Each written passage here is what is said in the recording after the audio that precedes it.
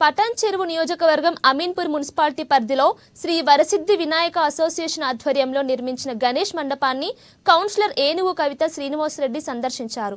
గణపతికి కుటుంబ సభ్యులతో కలిసి ప్రత్యేక పూజలు చేశారు.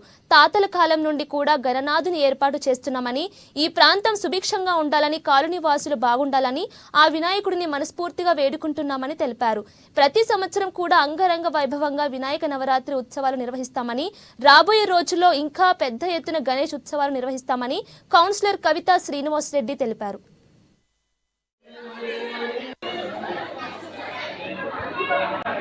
ఇక్కడ పూజ చేయబట్టి మా పెద్దల నుండి చేస్తున్నాము. కాకపోతే ఇప్పుడు మేము చేస్తున్నాము, మా పెద్దవాళ్ళు చేసి ఇప్పుడు మేము చేస్తున్నాం. ఈ నవరాత్రుల్లో మేము ఇట్టగా ఉపవాసాలు పూజలు చేసి అందరూ ఇక్కడ కమిటీ మెంబర్స్ అందరు కలిసి ప్రతిరోజు పూజలు చేసి నవరాత్రులు చేస్తాము.